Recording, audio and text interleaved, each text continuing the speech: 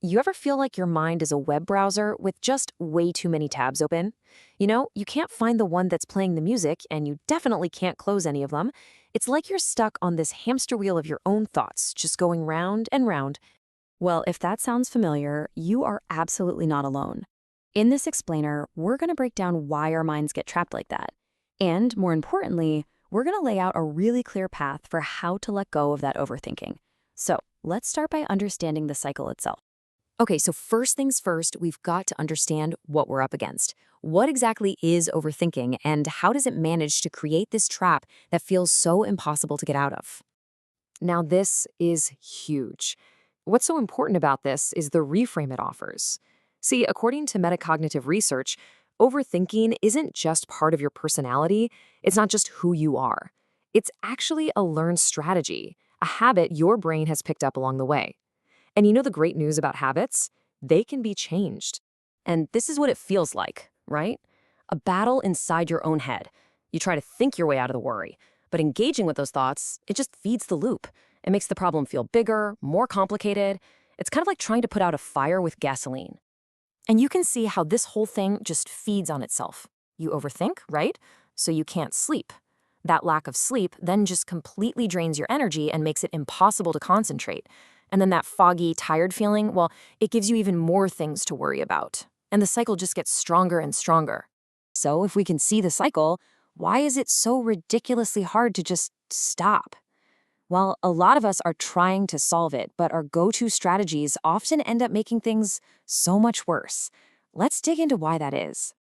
So just think about it for a second. Be honest with yourself. When a worrisome thought pops into your head, what's your first instinct? Is it to jump in and analyze it, argue with it, or maybe try to plan for every single possible outcome? These strategies, they feel so productive, don't they? I mean, constantly scanning for danger feels like you're being prepared. Asking for reassurance feels like you're solving the problem. And planning for everything, that feels like you're taking control. But in reality, all of these things just strengthen the overthinking habit. And right there, that's the absolute core of the problem.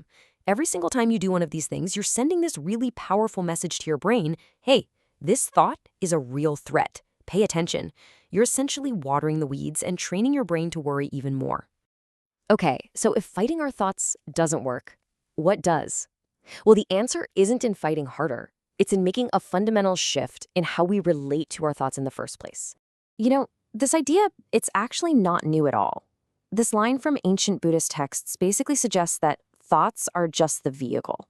They're how our feelings and our focus get around. The problem isn't the car itself. It's our decision to hop in and go for a ride every single time one pulls up. And here's a modern take that it hits home for so many people. All of that complex analysis, all those lists of pros and cons, a lot of the time, that's just our fear dressing up in a business suit, trying to look all smart and rational when really, it's just scared. And this chart, it lays it out perfectly. The goal isn't to have a totally empty mind or to stop thoughts from ever showing up. That's impossible. The real goal is to become the gatekeeper, to notice a thought, acknowledge it, and then just choose not to get swept away by it. This right here is maybe the single most important thing to get.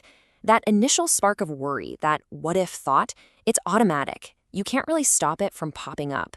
But that chain reaction of spiraling and ruminating that comes after, that part is a choice. Your real power is in that tiny space between the trigger and your response.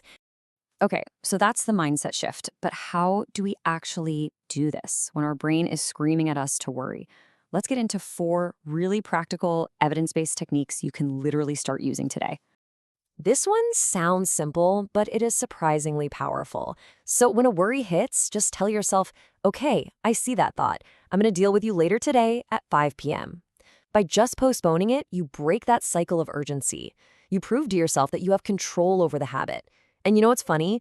A lot of the time, when 5 p.m. rolls around, the worry has lost all its power. Okay, when your mind is just spinning out of control, this technique is like an emergency brake. It yanks you out of your head and slams you back into the physical world. It's a grounding exercise that forces your brain to focus on what's happening right here, right now. And that starves the overthinking loop of the attention it needs to survive. Now, this isn't just some feel-good breathing. This is about physiology. That long, slow exhale actually stimulates something called the vagus nerve, which activates your body's natural relaxation response. It's a simple physical hack to tell your nervous system, hey, we're safe, there's no immediate threat to analyze. And finally, think of this one like taking your focus to the gym. Just try it now. Try to isolate the sound of a computer fan, then shift your focus to the sound of traffic outside, and now shift it to the sound of your own breathing. This simple exercise strengthens your mental muscle for directing your attention where you want it to go, not where your worries want to drag.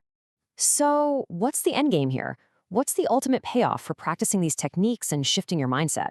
Well, it's about getting your life back from that endless loop. Seriously, just let that one sink in for a second. Overthinking steals your present moment to endlessly analyze a past you can't change and a future you can't predict. Your real power to shape your future is in what you choose to do right now.